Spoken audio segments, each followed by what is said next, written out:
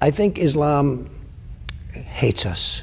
There's something there that there's a tremendous hatred there. There's a tremendous hatred. We have to get to the bottom of it. Islam is not part of the problem in combating violent extremism. It is an important part of promoting peace. Hi there. You may be wondering, why would anybody set out to criticize a single religion when there are so many different religions in the world? Why pick Islam? It's a valid question, and we will get to the answer before the end of this video. Before that, though, I would like to be fair and share some of the positive impacts Islam has had on the world. Islam is a religion that liberates women and promotes women's rights. Some even say that Muhammad was the first feminist. As a woman in Islam, you are privileged enough that your husband is restricted to having only 4 wives. Unless you were married to Muhammad, he was allowed as many wives as he liked, and sources report that he had as many as 11 at one time. If your husband being with another woman bothers you, fear not.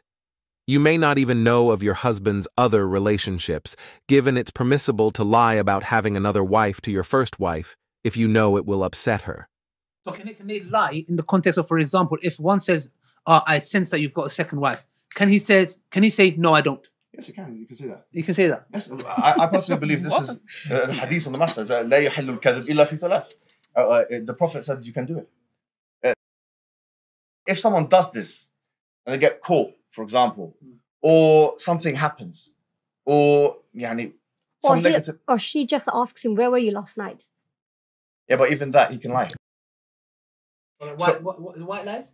It doesn't have to be white. It can be a black lie. Sorry to say. I'm not. This idea of a white lie it's a modern day thing that people say. There's in the classical works. Yeah. There's no differentiation there here in the kutub. Jurisprudential, the man can do it. It's up to the man. No woman can take that right away from the man. Okay, it's impossible. So let's get this right, yeah? So that Islamically, any of us can get a secret second wife. Absolutely. Or any man for that matter. Not secret. We can get... Islamically, there is no problem in a man getting married to another woman in Misyar without the first wife's knowledge. And there's no khilaf in this. Yeah. There's actually... I've not seen one solitary difference of opinion in any of the 14 generations of Islam. It's not there. Which is? Any scholar saying that, no, a woman needs to know, she needs to tell her, doesn't exist. Yeah, moreover, even the Prophet Muhammad himself. I mean, there's a verse in the Quran, وَإِذْ أَصَرَّ النَّبِيُّ إِلَى بَعْضِ أَزْوَاجِهِ حَدِيثًا. If no one thought about this verse. When the Prophet, he kept a secret from some of his wives. Yeah. Some scholars, I'm not going to go into detail, but some scholars actually connect this with an incident with Maria the Copt and so on. And I'm not going to go into detail. The reason Muhammad Hijab is not going to go into detail about Maria the Copt is that she was actually one of Muhammad's sex slaves. Yes, Islam allows men to have sex slaves in addition to their wives. A Muslim man can have up to 4 wives at once. And in addition to the 4 wives, he can have an unlimited number of concubines, which refer to women who are basically have slave status. When they are owned by her master, a woman owned by her master has to freely give herself to the master. The master has the right to have sexual relations with her. And how does consent play into this at all, or can we understand anything about consent from this end? Like, does the female slave have to consent to that, or is it kind of like because she's owned and so therefore? In the classical thought, the understanding is that by virtue of the fact that she's owned, she does not have the right to consent. Or to withhold herself from her master. The master has the full right over her, and her consent does not play anything in this relationship. And Muhammad, the pattern of conduct for all Muslims, got caught having sex with his slave Maria in the bed of his wife Hafsa. It's better you hear it from me than from others, and also this is in the Quran. So you can't really this is a verse in the Quran. It is reported in Tabari that, and many other books of tafsir, that one day Hafsa went away and she was not going to be at home, and so the Prophet called Maria to the house of Hafsa, and it so happened that Hafsa returned earlier than she was supposed to, and she saw Maria leaving her house. So she became extremely enraged and she became irritated with the Prophet ﷺ, and she said that, Ya Rasulullah, is that how much, how do I translate this, respect you have for me, or is that what you think of me in my house and on my day? He didn't do anything wrong. He's a human being and he has halal access to Maria. Okay, Hafsa has the right to get irritated. Yes, we understand that. It's her house. She has the right to get irritated, right? But technically, he didn't do haram. And our Prophet ﷺ did not commit haram, right? When he isn't busy with his other wives or his multiple sex slaves, your husband will have plenty of time to spend with you. Some of the activities you can look forward to with your husband include, but are not limited to, being used as his tilth, which is soil ready to be seeded even if you are busy doing his cooking. Regardless of what she's doing, whether she's busy cooking or whatever, when her husband calls her for that particular act, she should be ready and willing to engage. Scraping semen off his clothes and being beaten. You may even be beaten so badly that your skin turns green, just like the woman in this hadith was. Luckily, Muhammad was there to make things right by condemning the woman for being in the wrong. Islam and human rights are in 100% agreement that women should be beaten. We only differ on who should do the beating. You say only the state can punish women. Islam says no. Power should be distributed across kinship groups. And this means that the patriarch has authority to physically discipline members of his family, including his wives, if they violate important norms and values. In countries like Afghanistan, women are frequently subject to violence by those who claim to love them most. This UN study shows that 87% of Afghan women experience some kind of violence in their lifetime, but that has nothing to do with Islam and its teachings on wife-beating. Muhammad's child bride Aisha said she hadn't seen any women suffering as much as the believing Muslim women, but let's not take that comment too seriously. But wait, there's more. You also get to cover yourself head to toe like you're the main character in a ninja movie. Why, you ask? Well, right after one of Muhammad's companions, Umar, saw Muhammad's wife Sauda taking a pee-pee, Allah told Muhammad to tell women to cover themselves. Interestingly, Umar had actually asked Muhammad to tell women to cover themselves previously. But let's also ignore the fact that a man came up with a verse that is now in the Quran, Allah's supposed eternal speech. All of this joy you will be exposed to is, of course, assuming you're lucky enough to survive your wedding night after being married off as a child, which was not the case for this 8-year-old Yemeni child bride who died from internal bleeding after her 40-year-old husband climbed on top of her and tried to do some interior decorating. There's a story in the Examiner about an 8-year-old girl who has died from internal injuries. I think you understand what I'm saying, Louis. Internal injuries resulting from sex with her 40-year-old husband on her wedding night. Where would anyone get the idea that it's acceptable for an older man to be climbing on top of a small child? Muhammad, the champion of women's rights himself. Muhammad led by example and set a precedent for all Muslim men when he fed his little pork puppet straight into the cavity of his 9-year-old child bride Aisha. And all Muslims, don't apologize for the truth and don't distort the truth. There are Muslims that try to deny this. Oh, he didn't marry Aisha as a young girl. Ya akhi, look, that's not the way forward. We don't lie for the sake of our religion. Astaghfirullah. We have the truth. We're not going to cover up the truth if people find it embarrassing. This is the reality. Deal with it. Our Prophet ﷺ married a young girl. Reports show that Aisha, who was actually still playing with her dolls at this age, given she was a little girl, was enjoying herself on the swing when history's greatest man interrupted to give her a wedding present she would never forget. 14 centuries later, and Islam is still preserving wholesome family values like child marriage. Under Sharia, Muhammad was allowed to marry Aisha when she was 6. Would this be allowed under your system, Daniel? Yeah, I mean, this is something that many cultures practice to this day. And it's based on this biological reality. They're trying to maximize the fertility window of women. Marriage to 9-year-olds is not considered pedophilia. What is pedophilia are the practices of modern pedophiles who go into the closet and diddle little kids. That's abhorrent. That is an abomination. Islam does not promote that. Islam promotes marriage. It promotes family. It promotes these wholesome values. And these wholesome values are still evident today. The 8-year-old Yemeni child bride was not an outlier. A UNICEF study showed that in Yemen, there was no minimum age for marriage and that girls as young as 8 were forced into marriage against their will. It also showed that 12% of females are married by age 15 and 32% by age 18. But once again, this has nothing to do with Islam and its teachings on child marriage. If all that wasn't enough, you can know for a fact that Islam is the go-to religion for feminists, as its founder understands women on a deep level.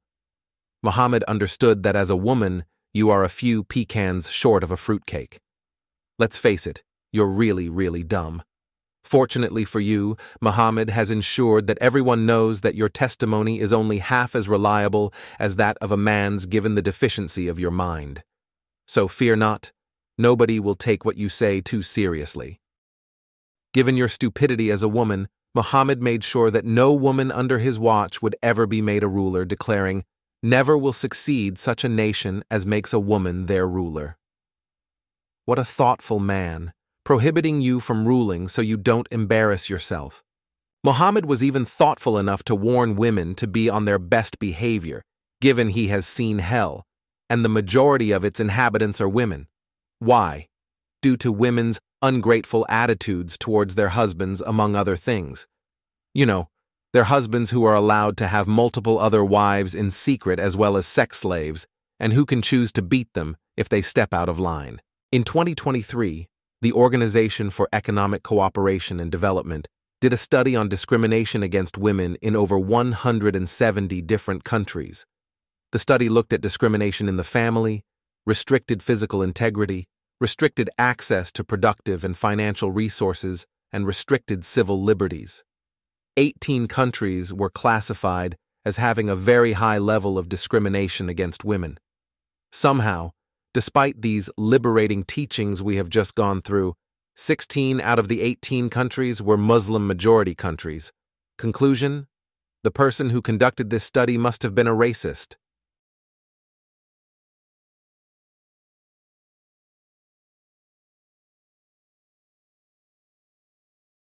Islam is a religion that has the best interests of individuals and the world at heart and promotes religious freedom for all, in particular, those who want to leave the religion. Muhammad, freedom fighter that he was, knew that leaving Islam would lead you to a miserable and unfulfilling life. Rather than live out the rest of your sad existence as a non-believer, Muhammad had the perfect solution. Put you out of your misery. Reliance of the Traveler, page 595. When a person who has reached puberty and is sane voluntarily apostatizes from Islam, he deserves to be killed. It was narrated that Ibn Abbas said, "The Messenger of Allah said, whoever changes his religion, kill him." We could continue on reading hadith after hadith after hadith about this. But let's instead turn to popular Islamic scholars, dawagandists, and YouTubers who in the 21st century are proudly calling for apostates to be killed. Do you believe I should be put to death? I believe that the punishment for apostasy in a correct Islamic state is death. This is a part of our religion. There's a reason to it. Yeah? There's a reason why there's a capital punishment. Because people like you, little weaklings, who leave their religion and cause corruption in the land by spreading it, the capital punishment in Islamic law would be applied to you. We have no doubt. And we're proud of that. And we, you know what, we'll be watching. We'll be watching. I believe that that is the correct punishment which has been revealed by God. I asked you to believe I should be killed today. And I answered you, sir. Yes or no? I answered you. Yes or no? I answered you. I think he said yes. You want me to I said. Yeah, you answered me. In a proper Islamic jurisdiction, an Islamic nation, all of the laws of Islam and the Sharia as revealed by God should be applied. including the death penalty for not only apostates, but also blasphemers. You didn't answer me, yes or no? We did answer. Yes, we did answer. Yeah, so I should be killed.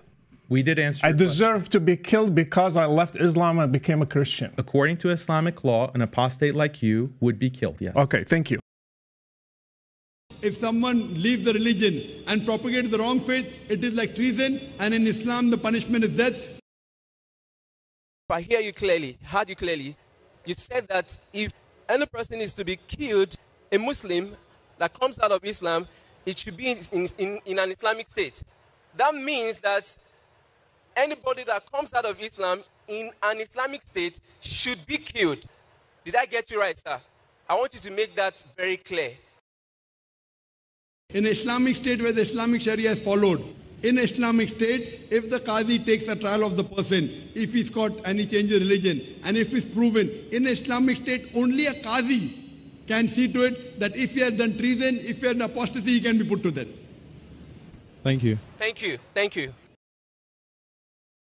In Islam, it is not up to you to embrace Islam and then apostatize. Because we have rules and regulations. To come and accept Islam and then leave Islam, this is a crime that is the cardinal sin. This is something that has to be punishable in Islam to protect Islam and the Muslims. This should not be something that deters you. The fastest growing religion in the world is Islam. What does this tell you? Well, Asim al-Hakim, seeing as you asked, I will tell you. But to do that, I will first need to take a look at the 2015 study conducted by Pew Research Center that you are referring to. Indeed, the study does in fact show that Islam is the world's fastest growing religion. It also explains the primary reason why. High birth rates. Why do Muslims on average have more children than those of other religions? Well, as we have already seen, little girls are married off at young ages and turned into baby-making machines. They're trying to maximize the fertility window of women. Reading this may be as surprising to you as it was to me. I would have thought the primary reason for Islam's rapid growth would have been the amazing evidences and proofs that it is the one true religion, but apparently not. In fact, a 2017 study also conducted by Pew Research Center showed that in countries like America, where the law is not governed by Sharia, Muslim youth are leaving Islam faster than you can say Muhammad was a kiddie fiddler. 24% of Muslim youth are leaving Islam. Fortunately for Islam, another Pew Research Center study shows that apostasy laws still exist today and are most common in the Middle East and North Africa, where 13 countries still outlaw apostasy. A 2017 report by the International Humanist and Ethical Union, now Humanists International, affirmed this finding in their annual Freedom of Thought report, stating that 13 countries allow capital punishment for apostasy. Oops, my bad. I meant to say 12. Pakistan only technically impose capital punishment for blasphemy, although this does include disbelief in God. Pew Research Center studies also show that the majority of those in countries such as Egypt, Jordan, Afghanistan, Pakistan, and Palestinian territories, as well as the majority of Malaysian Muslims, support executing apostates. It's good to know there are still plenty of freedom fighters like Muhammad out there today. The fastest growing religion in the world is Islam. What does this tell you? So Asim al-Hakim, to answer your question, what this tells me is that Islam is the fastest growing religion due to the fact that it encourages little girls to be married off at young ages and turned into baby-making machines, in turn boosting the fertility rates of Muslims, and then prescribes a death penalty for those that try to leave, resulting in a decent retention rate in countries where Sharia law is applied. What have I gotten myself into? In other words, it promotes religious freedom. Why would anyone possibly want to leave?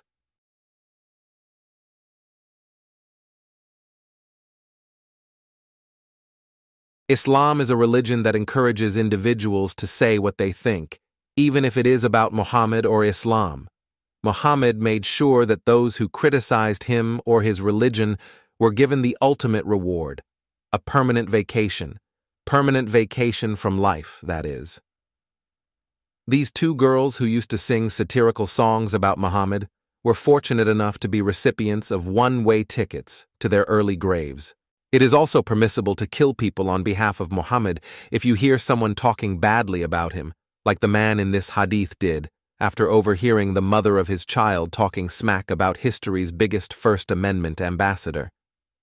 In his book, The Unsheathed Sword Against the One Who Insults the Messenger, one of the most renowned Islamic scholars of all time, one of the greatest scholars of Islam that Islam has ever seen, and it is someone whom I admire immensely, and that is Shaykh al-Islam Ibn Taymiyyah rahimahullah ta'ala, declares that whoever insults the Prophet is to be killed, whether they are a Muslim or disbeliever.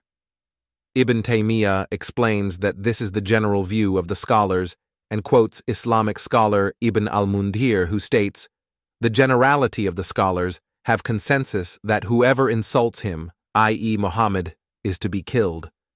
The book then goes on to provide justification for this action, using examples from hadith like the one we discussed earlier, as well as peaceful Quran passages like this one. Surah 9 verse 29. Fight those who believe not in Allah nor the last day. Yes, and notice, the command is to fight those who simply don't believe, not fight them because they are attacking us. But don't be fooled. People being killed for criticizing Muhammad or Islam actually has nothing to do with teachings like these or the religion of Islam, despite the fact its most trusted sources are filled with these commands. Taymiyyah also thoughtfully clarifies that it is permissible to spill the blood of anyone who annoys Allah, and that whoever had annoyed Muhammad also annoyed Allah. If I didn't know any better, which I don't, I might be starting to think that Muhammad was making up these Quranic revelations as he went along to fit his own agenda, like these idolaters did who are quoted in Islamic sources as saying, "This Quran is nothing but the speech of Muhammad who has invented it." Why would they possibly think that? One of life's great mysteries. Anyway, getting back to the topic at hand, if you take issue with the fact that Muhammad had sex with a prepubescent 9-year-old girl, married the divorced wife of his own adopted son, beat his wife, or allowed his followers to rape their female captives while their husbands were still alive, feel free to share your view publicly and openly. And always remember, if anything bad happens, it has nothing to do with Islam. Including the death penalty for not only apostates, but also blasphemers. I don't know how you could possibly question that philosophical mode of thinking, but in case you do, Muslim cleric Wissam Haddad from Sydney, Australia, is here to explain what that means for you. Going against the textual evidence from the Quran and the Sunnah is clear-cut kufr. And a person who does so has clearly apostated from the deen of Allah subhanahu wa ta'ala. And we all know what happens to apostates. Ibn Abbas said, "The Messenger of Allah said, whoever changes his religion, kill him." Islam is a religion that promotes peace amongst believers and unbelievers alike. In the Quran, Allah's eternal speech, Allah refers to unbelievers with the endearing term, worst of creatures. In the Quran, we can also find plenty of peaceful passages, such as those commanding Muslims to fight unbelievers around them, slay others and be slain, or fight anybody for simply not believing in Allah. Muhammad would also reciprocate these peaceful commands, saying things like, he was commanded to fight unbelievers until they acknowledge him as a prophet. He also had a soft spot for Jews, in particular declaring the final hour wouldn't come until Muslims fight and kill Jews. Despite these peaceful commands, Vision of Humanity's Global Terrorism Index of 2023 found that in the year 2022, 9 of the top 10 countries most highly impacted by terrorism were Muslim-majority countries, and that 8 out of the top 10 terror groups responsible for the highest number of deaths in these attacks were terror groups that proudly associated themselves with Islam. Data collected by the Religion of Peace shows that as of the year I am making this video, 2024, there have been over 44,000 Islamic terror attacks since September 11, 2001 alone. A lot of these attacks are not only carried out against unbelievers, but also those who identify as Muslims. At this point, you may be thinking to yourself, if Muslims are also being killed as a result of Islamic terror attacks, these attacks and these terror groups couldn't possibly be linked to Islam. And of course, the reason you would be thinking this is because you, along with all of the others who are thinking this, have carefully examined the Quran, the Hadith, and many other Islamic sources. You've read that, in the Quran, Allah commands Muslims to strive hard against not only unbelievers but also hypocrites. You understand what a hypocrite in Islam is, and that those who are carrying out these attacks against Muslims couldn't possibly be doing so because they believe them to be hypocrites. But in case you need a refresher on what you already know, let's listen to our good friend, Asim al-Hakim, explaining what a hypocrite is in Islam. Take it away, O wise one. And if you look at the Quran, it is filled with evidences, with description of the hypocrites. It's not vague, it's crystal clear. This is to show people that you're a Muslim, but you actually are not. You hide disbelief.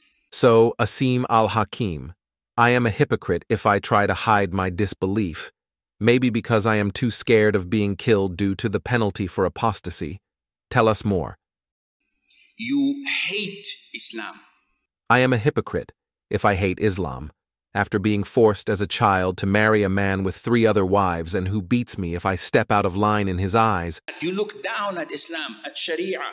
You considered it barbaric.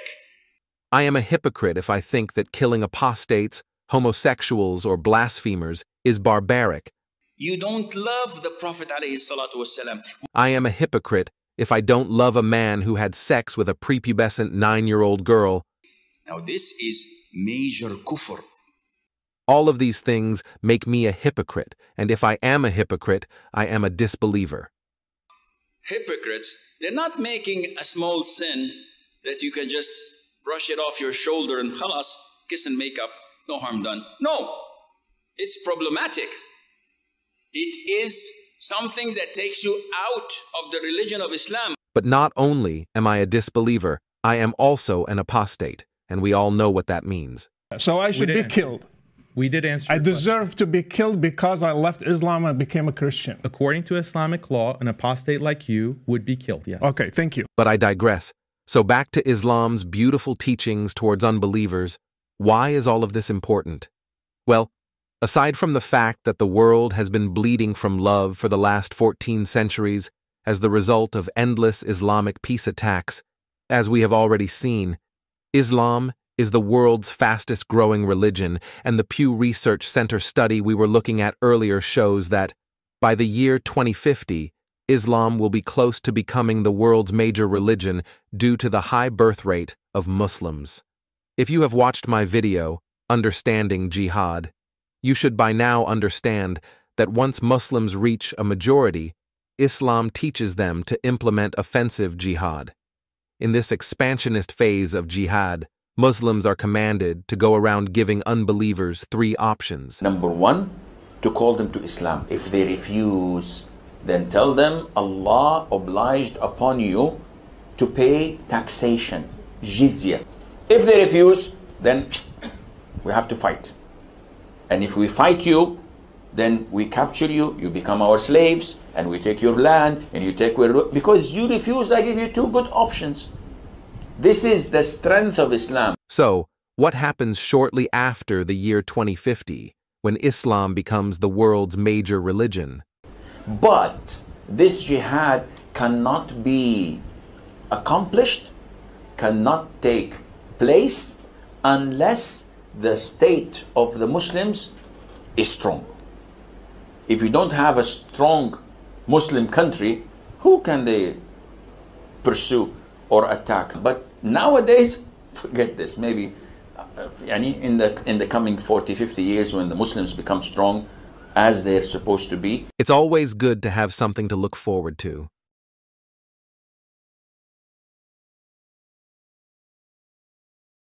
Now that I've been fair and shared some of the positive impacts Islam has had on the world today, let's return to the question at hand. Why criticize one religion when there are so many different religions in the world? Why pick Islam?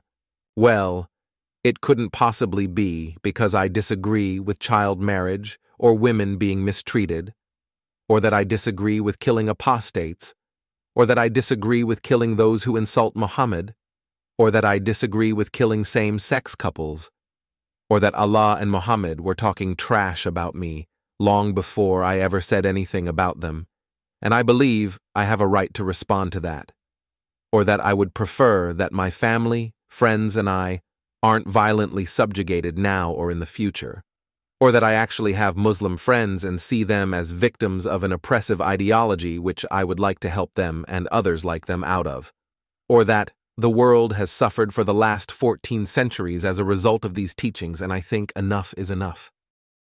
No, none of those reasons could possibly be why I am singling out Islam. What must be the reason then? I must just be a racist, Islamophobic, hate-mongering bigot. And if that's what you think, you're more than entitled to hold that opinion, and you are more than welcome to continue to call me names and send me threats. This will make me stop and think. Stop and think about which is the next embarrassing fact I'm going to share about that wife-beating, child-molesting, finger-licking, tongue-sucking, demon-possessed, bewitched, suicidal, semen-covered pervert you call your prophet. Allahu Akbar! Allahu Akbar! Allahu Akbar! Today, I am going to be teaching you about jihad. Actually, Muhammad, you'll be pleased to know I've already learnt about jihad through CARE's My Jihad campaign.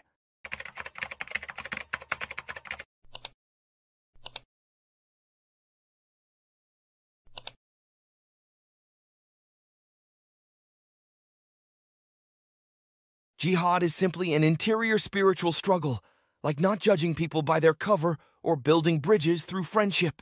My jihad is getting to the kids' school drop-offs and pickups on time. Ha ha ha, shake it off. You do amuse me. I'm talking about the real meaning of jihad. The real meaning? Yes, the one we try to hide from disbelievers. The other type of jihad is the one that everyone trying to hide. We'll get to that, though. Here, come with me. We have a lot to learn. What you need to know about jihad is that it proceeds in stages. Stages? Yes, stages. The first stage is stealth jihad. When Muslims are completely outnumbered and can't possibly win a physical confrontation with non-believers, we promote peace and preach a message of tolerance. When me and my followers were a persecuted minority in Mecca, we would criticize the beliefs of the polytheists, but would do so peacefully. One of the chapters in the Quran that relates to this time is Surah 109.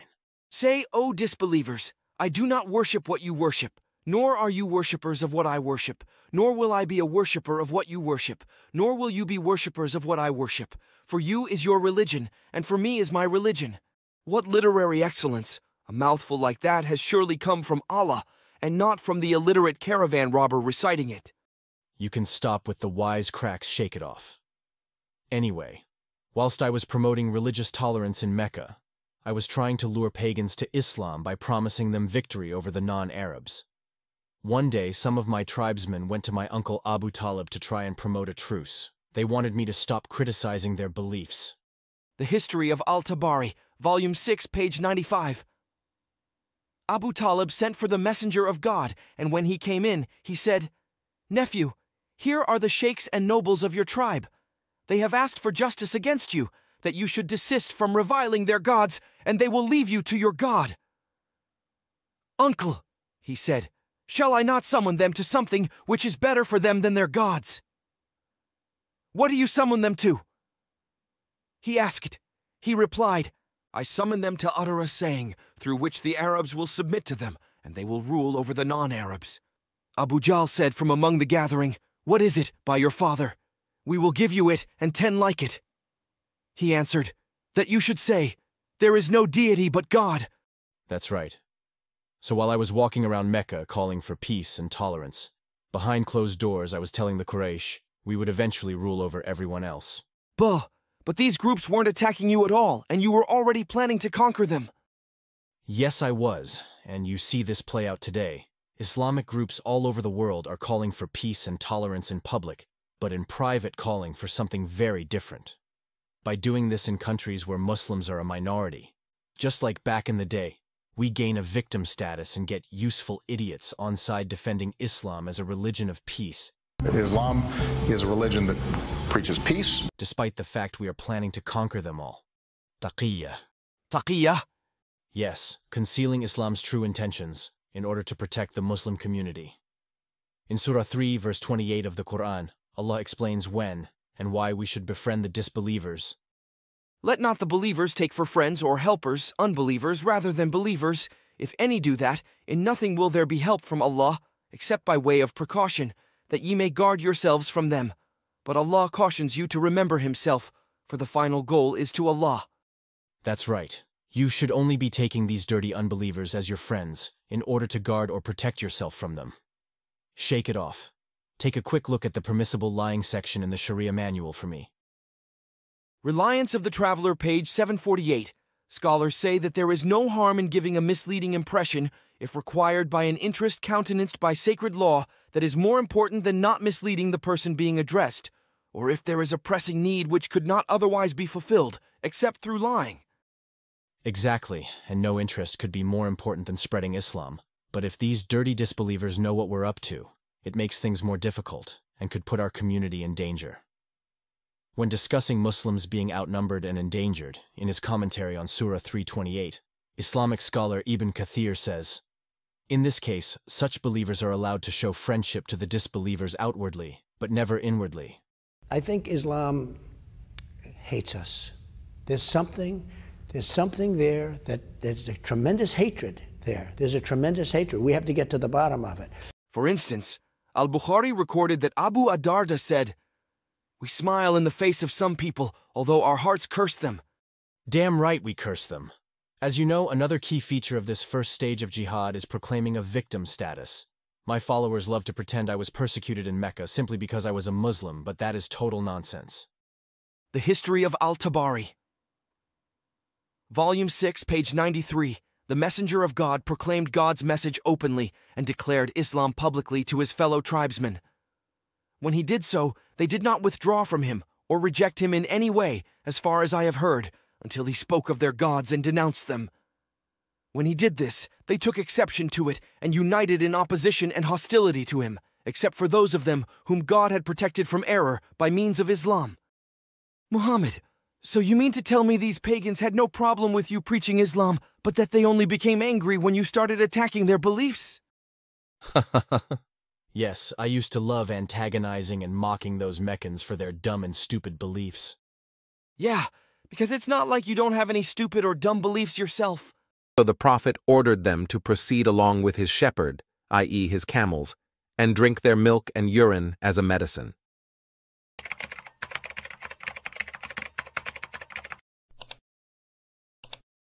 Muslims believe.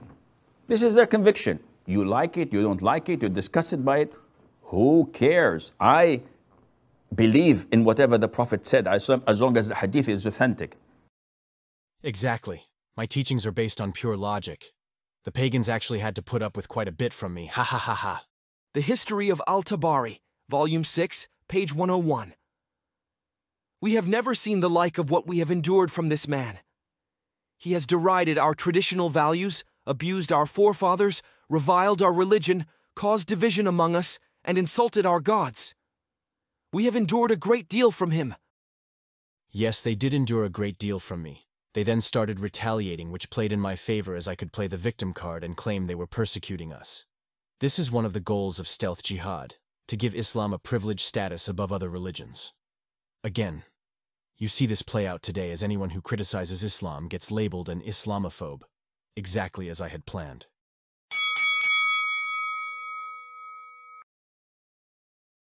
Differentiate Muslims from Islam. Right. Okay? But what you don't do... differentiate Muslims Muslims are people. Islam is an idea. Yeah. Islam's an idea, a bad idea. And Sorry, violence and murder against us. Show some damn respect for people's religious beliefs, right? I should show some respect for a book that incites murder against me. Put it down. And calls me an animal. You're sounding like a bigoted lunatic. No, I'm not. Somebody that basically, you are an Islamophobe who hates Islam. No, I don't. You basically think all Muslims are to blame. But you did eventually end up facing real persecution, didn't you, Muhammad?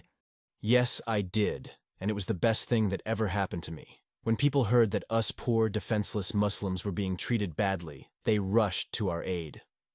Certain Christian, Jewish, and even pagan groups at one time or another came to protect us from those racist, Islamophobic, hate-mongering bigots in Mecca.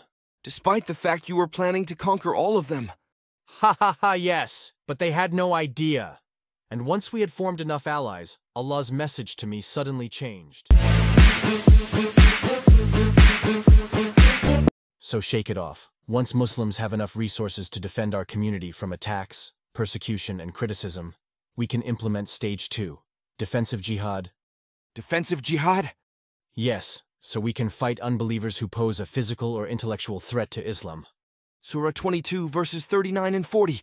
To those against whom war is made, permission is given to fight, because they are wronged. And verily, Allah is most powerful for their aid.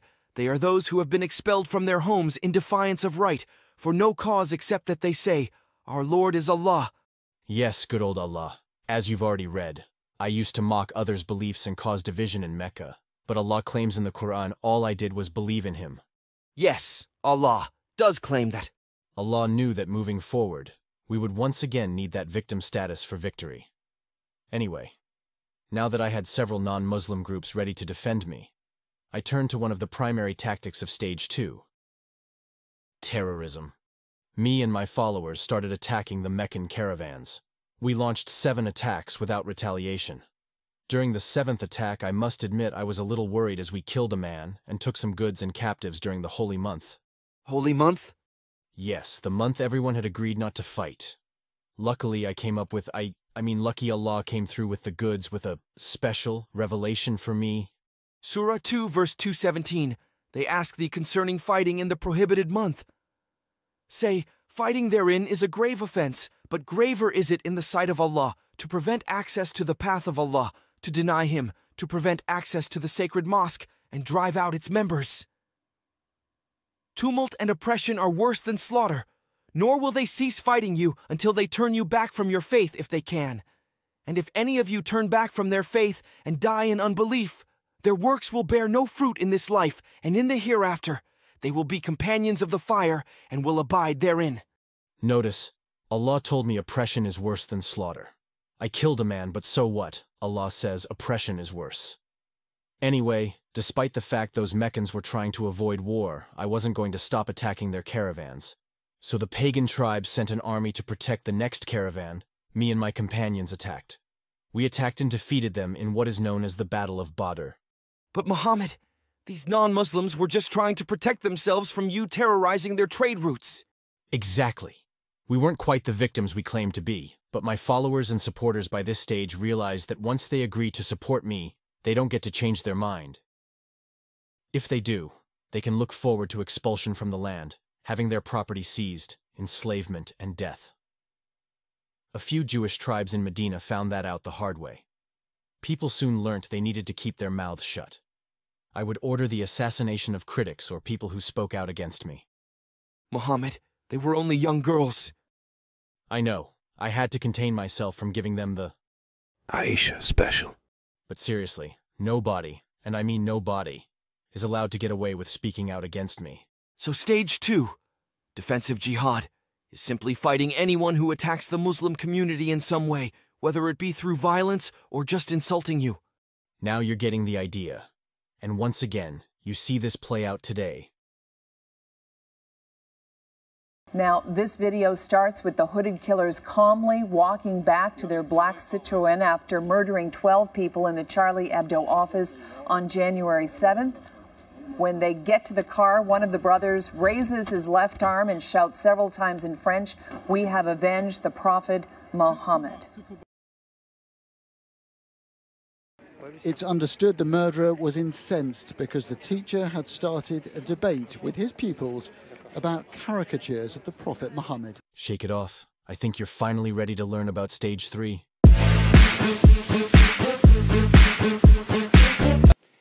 Muhammad was a warlord. And I don't know what to do about that fact.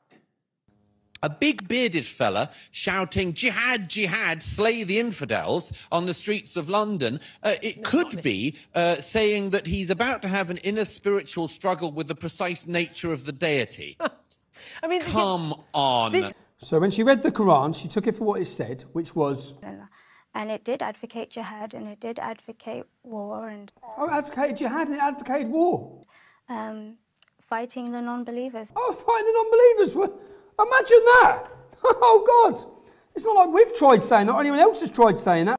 How could anyone claim that Islam is inherently violent just because Allah commands his followers to fight anyone who doesn't believe in him? And just because Muhammad said that he had been sent to fight people until they acknowledge him as a prophet? And just because Muhammad ordered his followers to execute anyone who leaves his religion?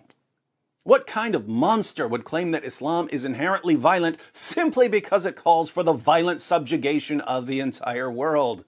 Jihad is not only defensive, it can be offensive as well. The claim that there's no such thing as offensive jihad, and that the Muslims of early Islam never engaged in conquests, is a claim that is simply not backed up by any shred of evidence. In fact, the opposite is true. And that is an undeniable fact, which is why nobody pre-modernity ever said this. The other type of jihad is the one that everyone trying to hide. And it's called jihadut talab. And this means that the jihad of pursuing, running after. We should stop sugarcoating. This jihad cannot be accomplished, cannot take place, unless the state of the Muslims is strong. If you don't have a strong Muslim country, who can they pursue or attack? The third and final stage of jihad is offensive jihad. Once we establish a majority and achieve political power in an area, we are commanded to fight offensively. Once Mecca and Arabia were under my control, the Quran's message began to change. Surah 9, verse 73. O Prophet, strive hard against the unbelievers and the hypocrites, and be firm against them. Their abode is hell, an evil refuge indeed. Surah 9, verse 111. Allah hath purchased of the believers their persons and their goods, for theirs in return is the garden of paradise. They fight in his cause and slay and are slain, a promise binding on him in truth, through the law, the gospel, and the Quran, and who is more faithful to his covenant than Allah? Then rejoice in the bargain which ye have concluded, that is the achievement supreme. Surah 9, verse 123. O ye who believe, fight the unbelievers who gird you about, and let them find firmness in you, and know that Allah is with those who fear him. And fight them we will. When Muslims have the military strength to expand and subjugate non-Muslims, the Quran commands us to do so.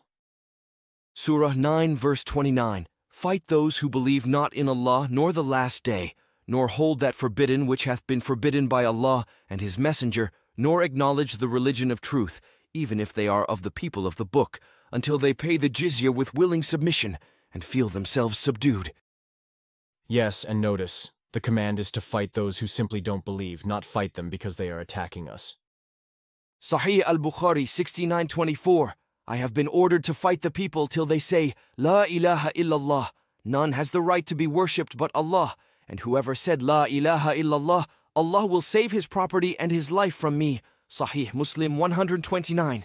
The Messenger of Allah said, I have been commanded to fight the people until they bear witness that none has the right to be worshipped but Allah, and that Muhammad is the Messenger of Allah, and they establish the Salat and pay Zakat. If they do that, then their blood and wealth are protected from me. Okay, Muhammad, can I please call for a timeout? I'm a bit confused. I've been watching some videos in my spare time, and I see so many contradictions. I see Barack Obama claiming Islam is peaceful. Islam is not part of the problem in combating violent extremism. It is an important part of promoting peace. I see Andrew Tate claiming that ISIS are the real Muslims because they kill all non-Muslims. ISIS are the real Muslims because ISIS do exactly what the book says. Kill everyone who's not a Muslim and chop people's heads off and set them on fire and be fucking raging lunatics. But all the other Muslims go, they're not the real Muslim because I read the book and ignore those parts. Well, then you're not Muslim because you're ignoring the book. Then I read the Quran. I read things like, there is no compulsion in religion, and that whoever kills a man, it's as if he killed all mankind. The Holy Quran teaches that whoever kills an innocent it is as if he has killed all mankind. Then I read these verses of fighting, like the ones you just got me to read out. I just can't make sense of it all. Ha ha ha, shake it off. You really are an ignoramus, aren't you? Barack Obama would be killed if he acted on his urges under my ruling, so not sure why he's jumping to our aid, but we'll take it. As for Andrew Tate, we'll get to him later. But let's just say he wouldn't know the Quran from a phone book.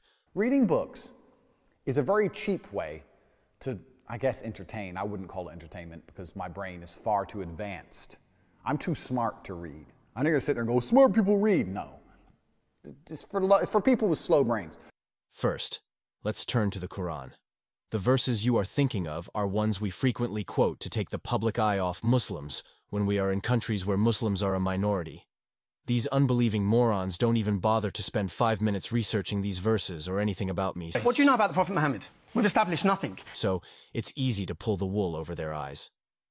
In regards to that latter verse you mentioned, that is actually a command for the Jews. It originally comes from the Talmud, Mishnah Sanhedrin 4 verse 5. Surah 5 verse 32. On that account, we ordained for the children of Israel that if anyone slew a person, unless it be for murder or for spreading mischief in the land, it would be as if he slew the whole people. And if anyone saved a life, it would be as if he saved the life of the whole people. Note that in the Quran it says this command is for the children of Israel. Allah is referring to the Jews. Keep reading. The next verse is the command for Muslims. Surah 5 verse 33. The punishment of those who wage war against Allah and His Messenger and strive with might and main for mischief through the land is execution or crucifixion or the cutting off of hands and feet from opposite sides or exile from the land. That is their disgrace in this world, and a heavy punishment is theirs in the hereafter. As for the conflicting messages, here we need to turn to the rule of abrogation. What now? Abrogation. Later verses cancel earlier verses, which I will explain to you in more detail on another day. The confusing part is, the Quran is not compiled in chronological order, in order for you to find out which surah was revealed last, and therefore abrogates earlier commands. You need to turn to the Hadith. Sahih Muslim 4153. Al-Bari bin Azib said, the last verse to be revealed was the verse of Qalala, and the last surah to be revealed was Bara'ah, i.e. Surah At-Tawbah. That's 100% correct. Surah At-Tawbah, or Surah 9, which you have just been reading out to me, is the most inherently violent chapter of the Quran. It was also the last full surah revealed, and abrogates earlier peaceful commands when it is safe to do so. One of the most renowned Islamic scholars in history, Ibn Kathir, discusses this in his commentary on Surah 2 verse 256, which speaks of no compulsion in religion. Tafsir Ibn Kathir, Part 3, page 38, Al-Firdus edition. This verse is abrogated by the verse of fighting. Therefore, all people of the world should be called to Islam. If any one of them refuses to do so or refuses to pay the jizya, they should be fought till they are killed. In the words of a jihadi who slashed police officers with a sword outside of Buckingham Palace, the Quran is encrypted, and if you read it in chronological order, you will find that the majority of the peaceful verses have been cancelled out by the later verses commanding violence. Imagine that! Oh God! It's not like we've tried saying that or anyone else has tried saying that. Good old Mr. Chowdhury knows that Tommy Robinson understands jihadi doctrine. Islam does preach violence against unbelievers. As for that illiterate pimp Andrew Tate, he was right to a degree, but it's not quite as simple as just killing everyone who is a non-believer straight up. There is a process to follow, as we have just discussed. Number one, to call them to Islam. If they refuse, then tell them Allah obliged upon you to pay taxation. jizya. The Sharia gives you incentives. If you don't convert, you have to pay extra tax. You have certain restrictions. You have this, you have that. If they refuse, then we have to fight. And if we fight you, then we capture you, you become our slaves, and we take your land, and you take where, because you refuse, I give you two good options. This is the strength of Islam. Remember, the idea is to convert as many people to Islam as possible. Set them on fire. We also shouldn't punish people with fire, as that is Allah's punishment. I prefer execution. Shake it off. I think we are finally ready to discuss what you have learnt about jihad today. Okay, Muhammad, so in summary, jihad proceeds in stages. The first stage is stealth jihad. In this stage, Muslims can show friendship outwardly, but never inwardly. The primary goal here is to promote Islam as a religion of peace and tolerance and gain a victim status so that useful idiots in news, politics, entertainment, and education defend us. Islam is not part of the problem in combating violent extremism. It is an important part of promoting peace. Basically, you are an Islamophobe. Next stage, stage 2, is defensive jihad. Once Muslims have enough followers and allies on side, we can begin fighting unbelievers defensively. We may fight as a result of non-believers physically attacking us, or simply when they criticize you or the religion of Islam. It's the only religion that acts like the mafia, that will kill you if you say the wrong thing, draw the wrong picture, or write the wrong book. The third and final stage is offensive jihad. When Muslims are in the majority, we are commanded to fight for the spread of Islam. We should go around giving non-believers 3 options. Number 1, to call them to Islam. Option 1, convert to this insane, barbaric ideology. An ideology led by you, a man who had sex with a prepubescent 9-year-old girl, married the divorced wife of his own adopted son, and was often covered in semen. If they refuse, then tell them Allah obliged upon you to pay taxation, jizya. Option 2, pay Muslims a tax, jizya, to live under an Islamic state, however they will still be governed by the barbaric Sharia law. If they refuse, then we have to fight. Or finally, option 3, be fought until they are killed. You are now an expert in jihad. Great, Muhammad. I'm really looking forward to violently subjugating the entire world for a man I have no reason to believe is a prophet. I've studied religious texts all of my life. When I was 16 years old, I taught the adult Bible class at my church. My first job was to be a minister. So I've been studying religion all of my life. I've studied Buddhism in depth. I've studied Hinduism in depth. My first study of Islam came when I was 30 years old, and I studied Sufism, mystical Islam. Now here we go to the Quran. There are 2 Qurans in one binding. And those 2 Qurans are the early Quran and the latter Quran. This is the beginning of dualism, because these 2 books do not align at all. The 2 Qurans, the early and the latter, or Meccan Quran and Medinan Quran, are so different that I could take a class of high school students and with a 1-hour lecture and give them what in America we call a cheat sheet, that is the rules written down on one piece of paper, and a stranger could come into the room, talk to these students and say, here's a verse, read you the verse. And the students would be able to look at their sheet and go, oh, that's from Mecca. Oh, the next verse, that's from Medina. That's how different they are. Here's an example. You have your religion and I have mine. That comes from Mecca. Now that sounds very tolerant. As a matter of fact, if that were the only thing in the Quran, I wouldn't be here. But there's another Quran. I shall cast terror into the hearts of the kafirs, strike off their heads, strike off the very tips of their fingers. Remember, every Muslim is supposed to recreate Muhammad's life. So that means that migration leads to jihad, jihad leads to the Sharia. That's the cause and effect relationship here. Of those 1,400 jihad hadith, 2%, actually less than 2%, I'm being generous, 2% are about jihad as inner struggle. 98% are about beheading and attacking the kafir. So, is inner struggle jihad? Yes, 2%. Is killing the kafir jihad? Yes, 98%.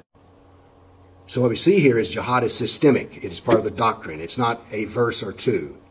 In America, people like to say, well, there's a verse or 2. No. The measure of a Muslim is Islam. If you're supposed to follow the perfect example of Muhammad, killing a kafir by cutting off his head is pure Islam. Jihadis, cutting off people's heads, those are good Muslims. How can that be? Because Muhammad repeatedly had men executed by cutting off their head. I'm not making this up. It's exceedingly clearly written.